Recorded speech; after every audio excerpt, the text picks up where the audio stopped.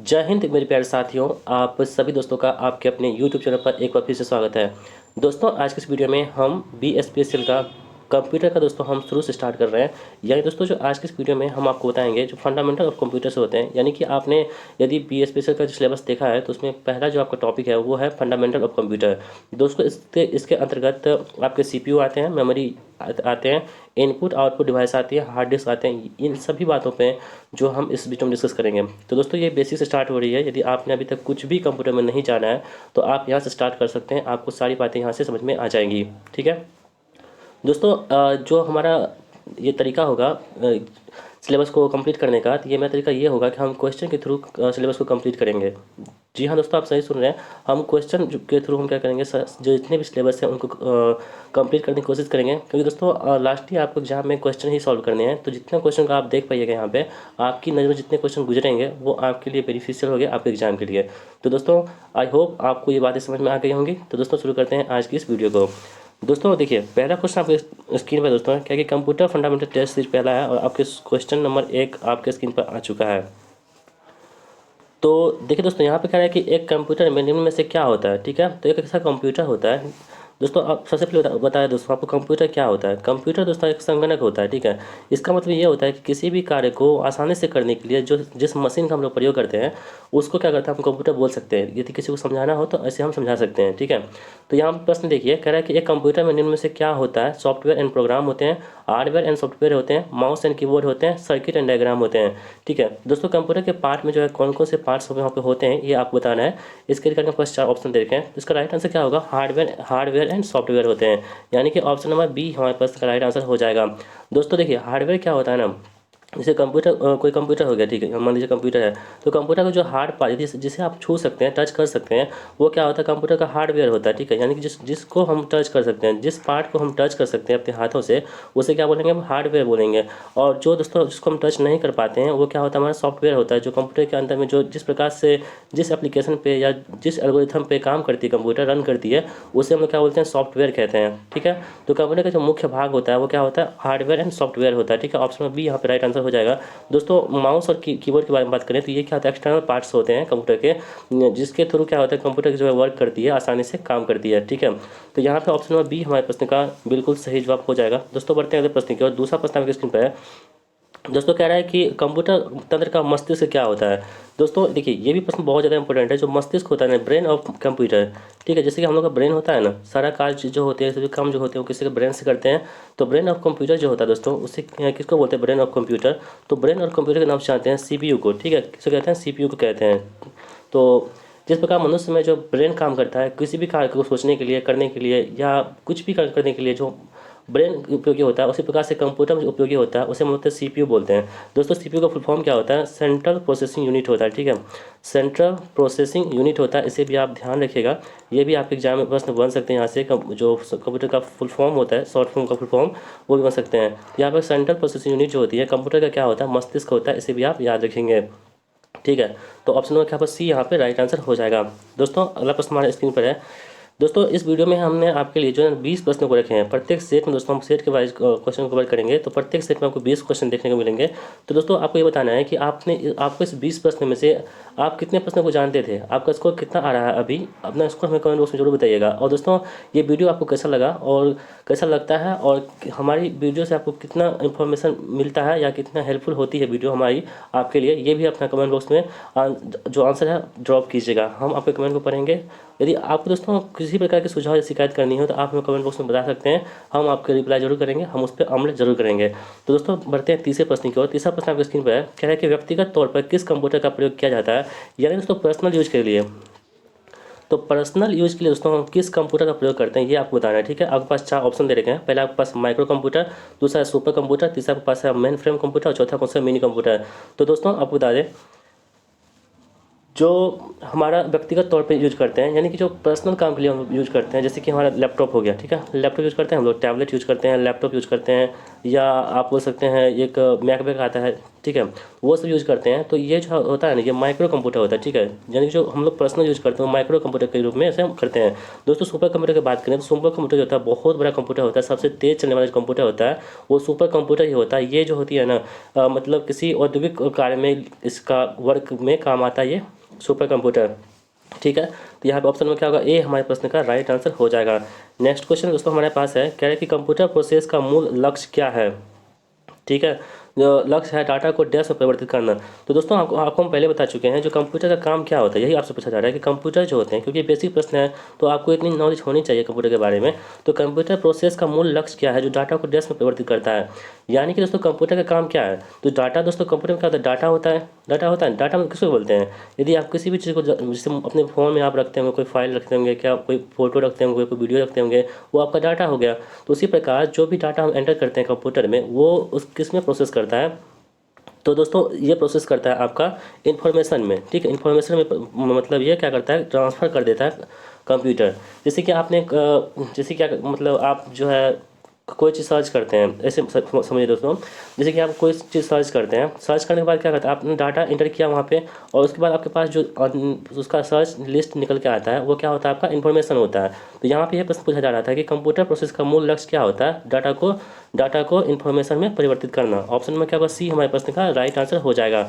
Next question हमारा दोस्तों है कि कंप्यूटर की प्रथम पीढ़ी क्या है, ठीक है। दोस्तों यहाँ पे पीढ़ी के बारे में बात कर रहे हैं तो ये भी इंपॉर्टेंट है यहाँ पे ये। तो कंप्यूटर की जो प्रथम पीढ़ी है ना, ये कौन सी आपको बताना है, ठीक है। तो दोस्तों कंप्यूटर की प्रथम पीढ़ी थी वो 1942 से 1956 के बीच में, ये पहली जो आई थी कंप्यूटर वो 1942 से 1956 के बीच में आई थी। इसको भी आप ध्यान में रखिएगा, ये कंप्यूटर की पीढ़ी है। दोस्तों जो नेक्स्ट वीडियो हम लाएंगे उसमें आपको हम बताएंगे जो कंप्यूटर की पीढ़ी होती है, फर्स्ट सेकेंड थर्ड सेकेंड और फोर्थ जो पीढ़ी होती है उसमें क्या क्या काम हुआ था। किसी में आया था सिलिकॉन का प्रयोग होता था, किसी में सेमीकंडक्टर का प्रयोग हुआ था, किसी में वैक्यूम का प्रयोग हुआ था। इन सभी बातों को हम नेक्स्ट वीडियो में बताएंगे, ठीक है। तब तक के लिए फिलहाल यहाँ पास ऑप्शन क्या होगा, बी हमारे प्रश्न का राइट आंसर हो जाएगा। नेक्स्ट क्वेश्चन दोस्तों आपके स्क्रीन पर है, कह रहा है कि कंप्यूटर में AC करंट को DC में बदलने का कार्य कौन करता है। दोस्तों आपके घर में जो है ना, जैसे घर में लाइन आता है, ठीक है, इलेक्ट्रिक मतलब सिटी आती है, तो वहाँ पे कह रहा है कि AC करंट को जो DC हम चेंज करते हैं वो कौन काम करता है। तो दोस्तों हम लोग घर में क्या करते हैं, AC को जो है ना DC में चेंज करते हैं, हम लोग इन्वर्टर का यूज़ करते हैं घरों में, इन्वर्टर का यूज़ करते हैं घरों में। लेकिन दोस्तों यहाँ पे प्रश्न कंप्यूटर का है, तो कंप्यूटर में कौन AC को DC बदलता है ये आपको बताना है, ठीक है। यहाँ पे दोस्तों यहाँ पे देख सकते हैं, यहाँ पे इन्वर्टर जो है ना आपके ऑप्शन में दे रखा है आपको कन्फ्यूज करने के लिए। यदि आप एग्जाम में बैठे रहते, यदि आप दिमाग नहीं लगाते, आप कंप्यूटर का पार्ट नहीं पढ़े होते, तो पक्का जो है ना आप इन्वर्टर लगाते हैं इसका आंसर, लेकिन आपका आंसर वो गलत हो जाता है। दोस्तों आपको बता रहे हैं जो कंप्यूटर में AC करंट को DC में बदलते हैं, इसका काम जो करता है ना, ये पावर सप्लाई SMPS करता है। कौन करता है, पावर सप्लाई SMPS। जो दोस्तों इसका काम क्या होता है, कंप्यूटर में AC करंट को DC में बदलना होता है। यदि आपसे प्रश्न पूछा जाए तो इसका राइट आंसर क्या हो जाएगा, ऑप्शन नंबर सी हमारे प्रश्न का बिल्कुल सही जवाब हो जाएगा। दोस्तों नेक्स्ट प्रश्न हमारा है कि कह रहा है कि रैंडम एक्सेस मेमोरी, यानी दोस्तों RAM, इसका मतलब क्या होता है, रैंडम, आर से क्या होता है, रैंडम होता है, ये भी आपका फुल फॉर्म है दोस्त, शॉर्ट फॉर्म है, इसका फुल फॉर्म होता है रैंडम एक्सेस मेमोरी, ठीक है। दोस्तों ये जो है जितने भी हम एक्स्ट्रा बता रहे हैं आपको, ये बस आप नोट करते चलिएगा। देखिए रैंडम एक्सेस मेमोरी जो होता है डैश प्रकार के एक प्रकार की मेमोरी होती है। दोस्तों आपने सुना होगा रैम, एक होता है रोम, ठीक है, रोम रीड ओनली मेमोरी होता है, इसका फुल फॉर्म क्या होता है, रीड ओनली मेमोरी। और यहाँ पे बात कर रहे हैं रैम की, तो दोस्तों रैम जो होता है ना, ये कहता है कि अस्थायी होता है या अस्थायी होता है या फ्लैश होता है, स्मार्ट होता है। तो दोस्तों रैंडम एक्सेस मेमोरी की बात करें तो ये दोस्तों क्या होता है, एक अस्थायी टेम्प्रेरी जो होती है ना, ये क्या होती है, एक प्रकार की मेमोरी होती है, टेम्प्रेरी होती है। लेकिन रोम दोस्तों क्या होता है, ये अस्थायी होती है, यानी कि आपके जो रोम फोन में रोम होते हैं वो क्या होते हैं, अस्थायी रूप से काम करते हैं। और रैम जो होते हैं वो क्या करते हैं, हम लोग बोलते हैं ना 6 GB का रैम है, 5 GB का रैम है, ये आपका जो है ना इसको हम बढ़ा सकते हैं।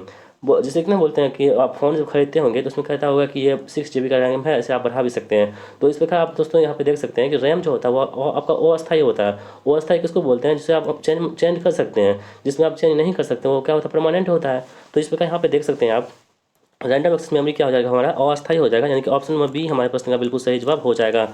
दोस्तों अगला प्रश्न हमारे आपकी स्क्रीन पर है, कह रहे हैं कि कंप्यूटर में अस्थायी मेमोरी के लिए डैश का प्रयोग किया जाता है। तो दोस्तों कंप्यूटर में अस्थायी मेमोरी होती है, जैसे कि अभी आपको बताएं हम, जैसे रोम क्या हो गया हमारा, अस्थायी मेमोरी हो गया, परमानेंट मेमोरी हो गया।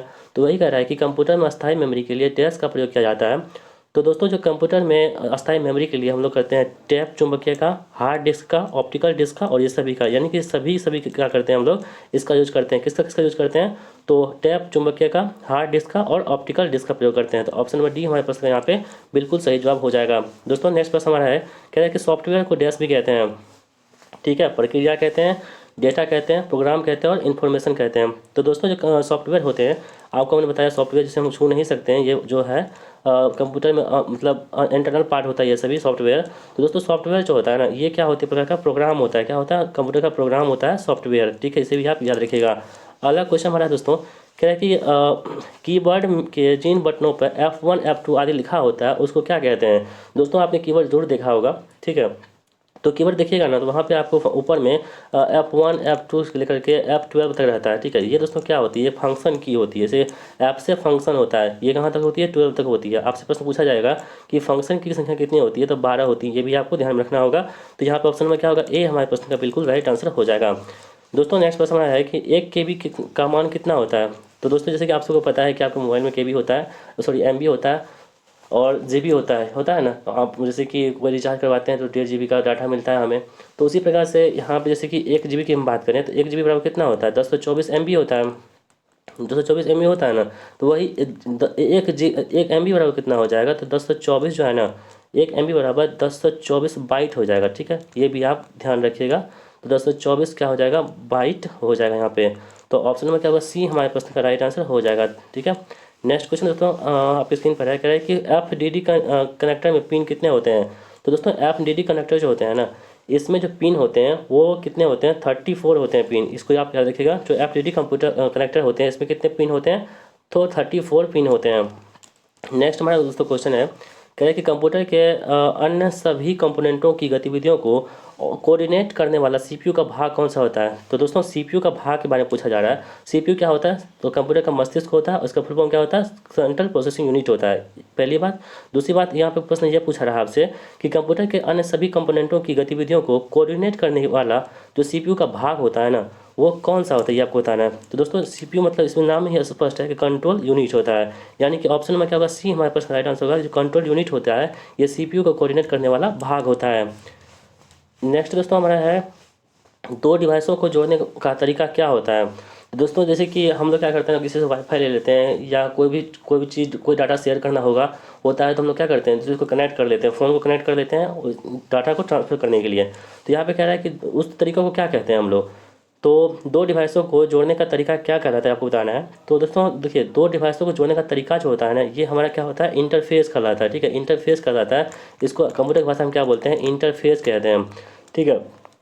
दो डिवाइस को जोड़ देंगे तो इसे क्या बोल देंगे? इंटरफेस के नाम से जानते हैं, जो ऑप्शन नंबर बी में हमारा राइट आंसर दे रखा है। अगला क्वेश्चन दोस्तों हमारे पास है, कह रहे हैं कि पर्सनल कंप्यूटर के अन्य कंपोनेंटों को एक साथ जोड़ने वाला कंपोनेंट क्या होता है? तो दोस्तों जो पर्सनल कंप्यूटर होता है, PC जिसे बोल सकते हैं हम लोग शॉर्ट फॉर्म में, तो पर्सनल कंप्यूटर को के अन्य कंपोनेंटों को एक साथ जोड़ने वाला कंपोनेंट जो होता है वो हमारा होता है कौन सा? मदरबोर्ड होता है, ठीक है। मदरबोर्ड के थ्रू हम लोग क्या करते हैं, तो किसी भी जो पर्सनल कंप्यूटर होते हैं उसके जो कंपोनेंट होते हैं उसको हम क्या कर सकते हैं? एक साथ कनेक्ट कर सकते हैं। तो यहाँ पर ऑप्शन नंबर सी हमारे प्रश्न का बिल्कुल सही जवाब हो जाएगा। दोस्तों नेक्स्ट प्रश्न हमारा है, सबसे तेज़ कंप्यूटर कौन सा होता है? तो दोस्तों पिछले जो पहला प्रश्न था हम आपका, तो उसमें ही हमने आपको बता दिया था कि जो सबसे तेज़ कंप्यूटर होता है वो क्या होता है? सुपर कंप्यूटर होता है, ठीक है। और दोस्तों अभी वर्तमान में किस देश का कंप्यूटर जो है वो सबसे सुपर कंप्यूटर है, सबसे सुपर फास्ट कंप्यूटर है, ये भी आपको बताना है। सबसे तेज़ कंप्यूटर किस देश का है और किस देश का, उसका नाम क्या है? यदि आप जानते हैं तो इसका राइट आंसर क्या करना है? आपको कमेंट बॉक्स में बताना है। देखते हैं कितने लोग को पता है। नहीं पता होगा तो आप हमें बताइएगा, हम आपको बता देंगे, लेकिन हम चाहते हैं कि आप इसका जवाब कमेंट बॉक्स में दें। नेक्स्ट क्वेश्चन दोस्तों आपके पास है, कौन सी मेमोरी महंगी होती है? गतिज मेमोरी, रैम, कैश मेमोरी और स्थितिज मेमोरी। तो दोस्तों कौन सी मेमोरी होती है जो बहुत ही ज़्यादा कॉस्टली आती है? तो दोस्तों क्या होती है? कैश मेमोरी जो होती है वो क्या होती है? बहुत ही ज़्यादा कॉस्टली आती है, बहुत महंगी आती है, ठीक है। आप ऐसे भी समझ सकते हैं दोस्तों कि महंगा मतलब क्या होता है? कैश मतलब पैसा, तो यहाँ पे कैश मेमोरी हो जाए तो आप इस तरह से आसानी से याद कर सकते हैं।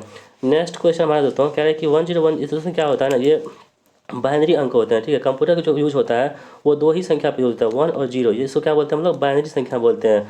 तो कंप्यूटर 1 और 0 पे ही काम करता है। तो यहाँ पे देखिए जो 8 बिट्स का समूह है इसे क्या बोलते हैं? तो दोस्तों 8 बिट्स के समूह को क्या बोलते हैं हम लोग?